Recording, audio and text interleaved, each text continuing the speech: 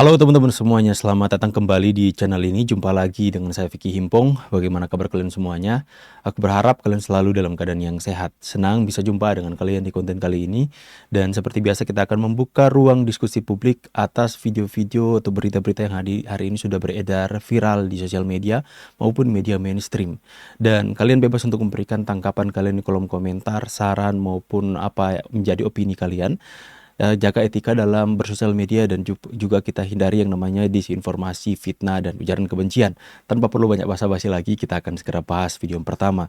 Ini teman, ada masa kompak berbaju hitam, desak pengadilan negeri Jakarta Timur tangani kasus Roy Suryo dan Dr. Tifa terkait ijazah Pak Jokowi.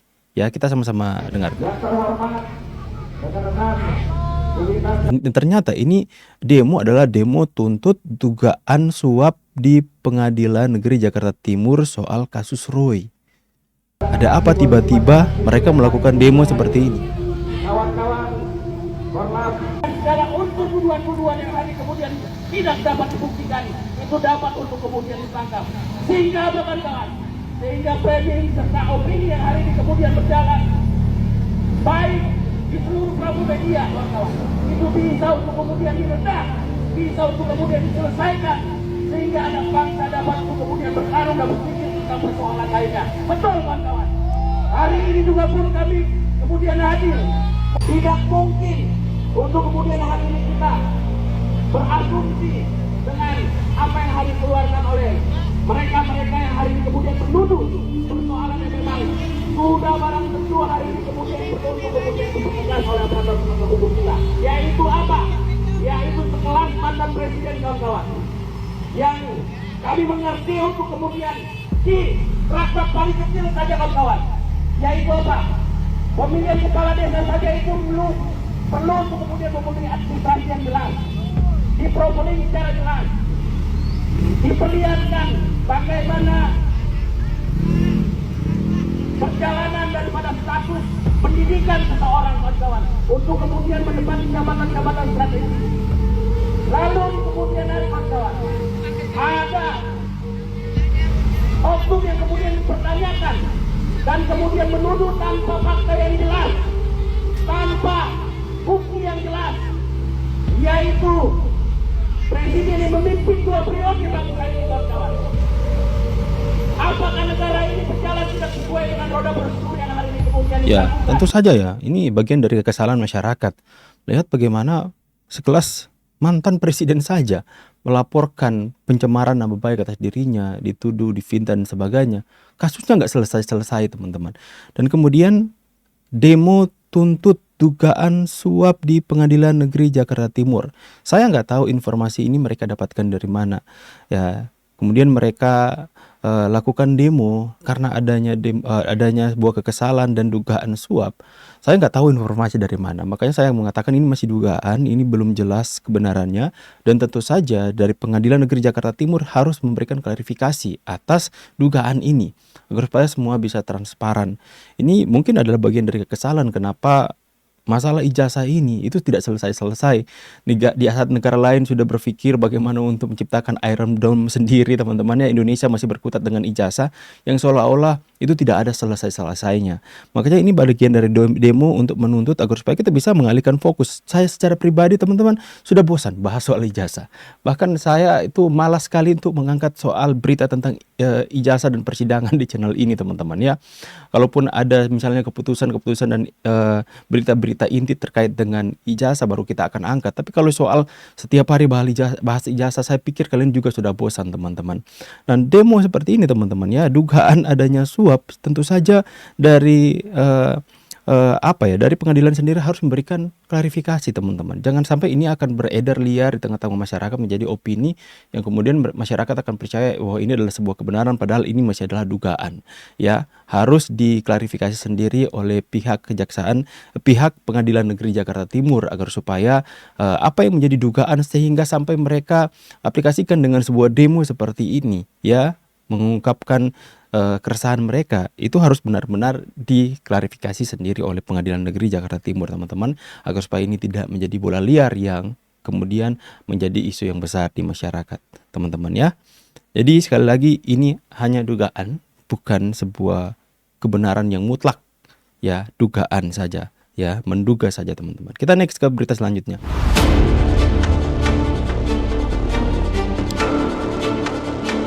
Ini postingan Denny Indrayana teman-teman, yang dimana captionnya dalam gambarnya dia tulis Londo Ireng, Gibran mundur atau Prabowo dimundurkan. Apakah ini bentuk ancaman dari seorang Denny Indrayana atau sekedar masukan? Tapi nadanya seperti bentuk ancaman kalau kita mau katakan, Pak Prabowo, Anda minta Gibran mundur atau Anda yang kami mundurkan.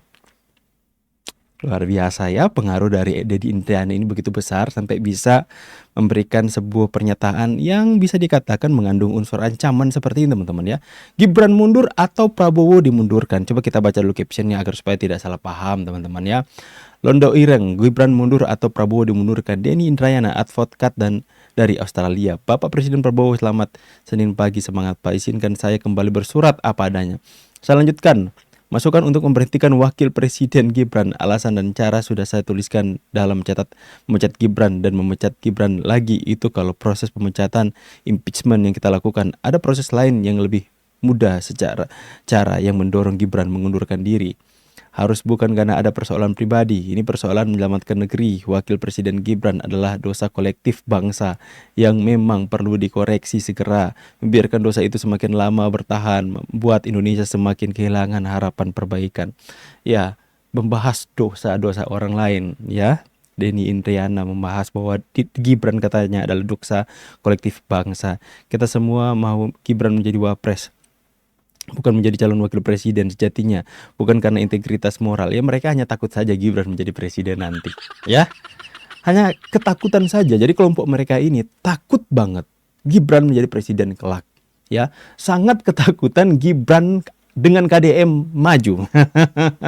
Takut mereka dipimpin oleh Gibran. Karena beberapa kali mereka menyampaikan mereka nggak sudi dipimpin oleh Gibran. Ya kalau nggak sudi untuk menerima suara dari rakyat, jika kelak nanti ya teman-teman ya, masyarakat Indonesia memilih Gibran Rakabuming Raka sebagai Presiden Republik Indonesia, dan itu sesuai dengan konstitusi, suara rakyat yang memilih, mau kalian mau atau tidak Gibran tetap menjadi presiden. Kalau kalian nggak mau dipimpin oleh Gibran, ya sudah, keluar saja dari Indonesia. Ya, teriak-teriak demokrasi, sedikit-sedikit teriak demokrasi, kita harus junjung tinggi demokrasi, dikit-dikit demokrasi dibungkam dan sebagainya, tapi menunjukkan karakter yang tidak mau menerima demokrasi. Ya, bertarung saja. Kalau kalian tidak menginginkan Gibran menjadi presiden, kalian tarung saja dengan cara yang konstitusional. Cari pemimpin kalian, cari orang yang kalian usung menjadi presiden yang mungkin dicintai rakyat, yang bertarung saja di kontestasi pilpres. Kalaupun masyarakat pilih dan dalam pandangan masyarakat kalian adalah orang yang tepat untuk memimpin, ya kami terima. Jika kalian misalnya Anies Baswedan jadi presiden, ya mungkin kalian suka Anies jadi presiden kan, ya kami terima. Mau gimana lagi kalau masyarakat kebanyakan mayoritas masyarakat pilih Anies Baswedan jadi presiden, sekalipun kami nggak suka ya kami mau nggak mau harus terima, harus mendukung pemerintahan yang dipilih oleh mayoritas masyarakat Indonesia. Sebaliknya dong, jika Gibran terpilih, Gibran yang dipilih oleh masyarakat Indonesia, kalian terima dong, legowo. Ya, mereka katakan lebih baik katanya dipimpin oleh monyet daripada sama Gibran. Bukan main. Lebih memilih dipimpin oleh hewan daripada manusia yang mereka benci. Aduh, kocak teman-teman ya. Ya jadi itulah teman-teman. Jadi kita bisa melihat bagaimana kapasitas mereka yang merasa diri paling cocok, paling bersih hidupnya, yang nggak punya dosa, ya. Dalam Indonesia ini nggak punya dosa, mereka yang paling cocok untuk memimpin bangsa Indonesia. Makanya mereka mengatakan, Pak Prabowo mundurkan Gibran, kalau enggak Anda yang kami mundurkan. Siapa Anda? Aduh teman-teman ya, makin ke sana makin ke sini. Sejauh ini yang paling terjauh. Aduh kocak banget sih. Next ah. Mengapa Jokowi masih main raja-rajaan dan mengapa Presiden Prabowo harus waspada? Raja Amanuban, Pina Openope, membantah tegas kabar penobatan Joko Widodo sebagai Raja Timor. Menegaskan tidak pernah ada diskusi soal penobatan raja semacam itu. Kehadiran raja-raja pada karnaval gajah di Kupang katanya semata untuk menghormati kedatangan sebagai tamu, bukan prosesi adat pengukuhan gelar. Bantahan ini penting karena membongkar pola lama manipulasi PSI dan Termul yang sibuk membungkus kunjungan biasa Jokowi dengan narasi kebesaran simbolik, penobatan raja, sesepuh, gelar kehormatan yang sebenarnya tidak berdasar secara adat di sana.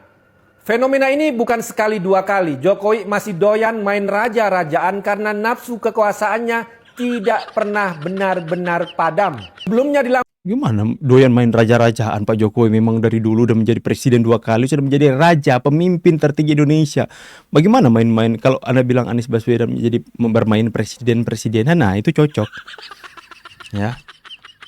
Kalau Pak Anies, ada yang mengatakan banyak postingan, wah main presiden-presidenan ya cocok. Tapi kalau Anda mengatakan Pak Jokowi main raja-rajaan, gimana? Pak Jokowi udah menjadi pemimpin 2 kali, nggak main-main loh, udah menjadi sebuah fakta. Lampung dianugerahi gelar oleh orang-orang yang bermasalah dari sisi hukum, sambil dengan sombong menginjak kepala kerbau, padahal kalau di adat aslinya hanya menyentuh kaki ke kepala kerbau untuk mentransfer sifat buruk ke binatang. Bukan seperti gaya Jokowi yang dengan pongah menginjak kepala kerbau. Ibarat orang haus minum air laut, begitulah dahaga Jokowi akan kekuasaan yang tak pernah terpuas. Sama kalian juga pengen berkuasa kok. Kalian juga harus kekuasaan. Kemarin kan sudah 2 kali menang, mau hat-trick, mau 3 kali. 3 kali menang, tapi nggak menang, makanya sakit hati sampai sekarang. Dari jabatan wali kota, gubernur, presiden 2 periode, hingga upaya memperpanjang kekuasaan lewat 3 periode, tapi ditolak keras oleh PDI Perjuangan, pola yang sama terus berulang. Mencari panggung simbolik ketika Kalian juga mau 3 kali menang kan? jalur kekuasaan formal tertutup. 1 Istilah Presiden putaran. Prabowo harus waspada. Safari Jokowi ke berbagai daerah termasuk ke Udahlah teman-teman ya, jadi Pak Guntur Romli ini mungkin masih ada rasa jengkelnya kepada Pak Jokowi teman-teman ya. Tapi biarlah, itu hanya wujud, kelihatan banget kan sakit hatinya. Ya mungkin sakit hati melihat bagaimana kecintaan masyarakat di Lampung, di NTT kepada Pak Jokowi, diberikan gelar nggak terima. Pak Jokowi ini main raja-rajaan gitu. Udahlah teman-teman ya. Jadi kita coba baca komentar netizen teman-teman terkait dengan postingannya. Coba saya bacakan teman-teman ya. Ini dia. Saya jelaskan kepada kalian. Let's wait. Nah. Kayaknya mayoritas kenapa sih ini? Bentar. Kayaknya mayoritas rakyat masih menginginkan Jokowi. Itu fakta, bro. Oke, next ya.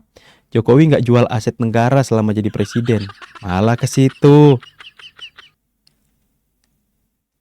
Untuk PSI, bajaklah partai lain di daerah-daerah pemenang dengan cara sejahterakan tokohnya karena tokoh punya masa.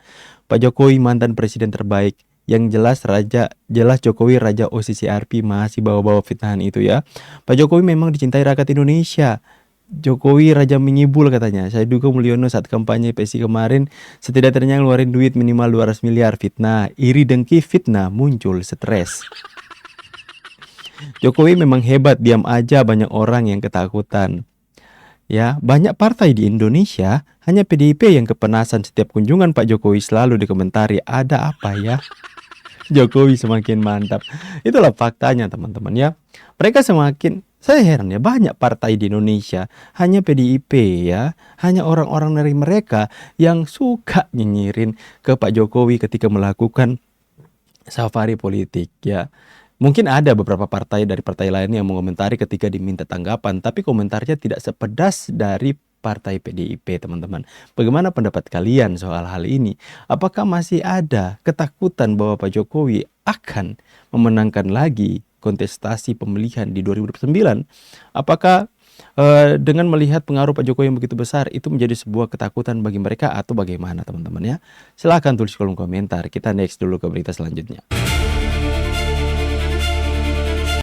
John Sitorus sebut KDM bakal tinggalkan Gerindra. Pengamat sebut Deddy Mulyadi bisa jadi lawan Prabowo di Pilpres 2009. Wow. Udah masih lama tapi sudah mulai panas teman-teman ya. KDM tinggalkan Gerindra. Wow. Deddy Mulyadi bagi saya seorang bocil. Saya beda jalur dengan KDM, tapi nggak apa-apa, masing-masing lah. Saya pilih jalur lain. Mudah-mudahan Pak Prabowo diberikan 2 periode. Deddy Mulyadi. Ya KDM bocil katanya teman-teman ya. Ini ngamuk pendukungnya Bapak Aing ini. Next ya teman-teman ya. Nah ini ya, dugaan suap dalam perkara Roy Suryo yang kita bahas tadi.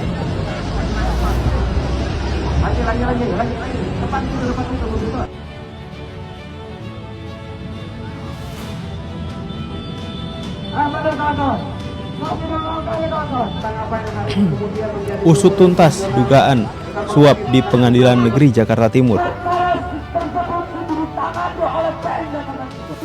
Kami menuntut untuk Pengadilan Negeri Jakarta Timur segera melakukan proses persidangan terhadap Roy Suryo. Dan yang kedua, kita meminta Mahkamah Agung untuk mengevaluasi dan menyidik Pengadilan Negeri Jakarta Timur. Mungkin itu tuntutan besar kami pada saat ini. Sampai berkemah teman-teman di situ. Jadi begini, waktu awal masa transisi dulu, ketika Prabowo merencanakan program MBG dan kemudian waktu itu sudah dimulai duluan sejak era pemerintahannya Jokowi di akhir masa jabatannya, Prabowo itu sudah berkomitmen kepada Jokowi untuk membuat program ini bertahap, termasuk pada anggarannya, termasuk pada alokasi anggarannya. Waktu itu Prabowo berkomitmen untuk mengeluarkan anggaran MBG setahun sekitar 20-30 triliun sehingga program-program lain tidak terbengkalai. Program lain itu apa? Misalnya legitimasi Jokowi, IKN. Ada lagi program misalnya infrastruktur jalan dan sebagainya. Nah, Jokowi melihat di beberapa waktu belakangan MBG ini semakin masif dan eksekusinya tidak sesuai dengan apa yang dulu direncanakan, dijanjikan. Jadi mungkin usai mereka ketemu dengan Pak Jokowi, mungkin ada perbincangan itu dan menjadi pembahasan mereka teman-teman ya. Ya sekali lagi kita bisa melihat bahwa kebanyakan masyarakat hari ini teman-teman itu mulai berpikir dua kali untuk memilih Pak Prabowo 2 periode. Itu yang kemudian beredar viral di masyarakat. Makanya kenapa timbul KDM Gibran, KDM Ahok, Gibran AHY, Gibran KDM ya. Itu karena mungkin masyarakat pengen mengganti Presiden Prabowo tidak memimpin lagi Indonesia. Tapi juga Prabowo bisa menggandeng KDM. Pak Prabowo juga masih tetap akan misalnya bisa mengusung Gibran. Itu akan membuat masyarakat dilematis teman-teman ya. Tentu saja 2009 ini karena ada tokoh-tokoh yang kemudian itu elektabilitasnya mulai tinggi ketika dilakukan survei. Makanya saya berpikir bahwa 2029 ini akan menjadi pertarungan yang begitu sengit antara tokoh-tokoh politik yang hari ini mempunyai elektabilitas yang tinggi. Ya, mungkin tidak akan satu putaran. Itu persaingannya akan sengit teman-teman ya. Karena tentu saja ini sudah menjadi beberapa kubu ini. Ada pendukung KDM, ada pendukung Jokowi. Tapi pendukung Jokowi Gibran dan pendukung KDM itu orangnya itu masih bisa nyambung, masih bisa connect. Akan tetapi pendukung Pak Prabowo dan pendukung Gibran ini mulai pecah di bawah teman-teman ya. Kita bisa melihat bahwa mulai ada perpecahan dia antara pendukung-pendukung mereka. Akan tetapi masih bisa Prabowo dan Gibran, sinerginya masih bisa dijalin kembali ya. Akan tetapi pandangan Pak Jokowi hari ini, Pak Jokowi melakukan safari politik, apakah itu tanda-tanda bahwa Pak Jokowi sudah mulai membangun kekuatan karena mengantisipasi akan ditinggal oleh Pak Prabowo 2009? Ini adalah analisa politik kita teman-teman ya. Yang kita lihat setiap hari, membahas setiap hari bagaimana ada juga orang-orang yang ada dua kelompok yang akan bekerja mati-matian, bangun strategi habis-habisan agar supaya Gibran tidak memimpin mereka, agar supaya Gibran tidak memimpin Indonesia. Karena lebih baik mereka dipimpin oleh orang hewan ya, bisa dalam tanda kutip, daripada dipimpin sama Gibran ya. Saking bencinya sama keluarga Bapak Jokowi teman-teman. Bagaimana pendapat kalian? Ini adalah ruang diskusi publik kita yang kalian bebas untuk tulis di kolom komentar pendapat tentang kapan kalian. Saya pamit dulu, see you on the next video guys, and God bless. Bye guys.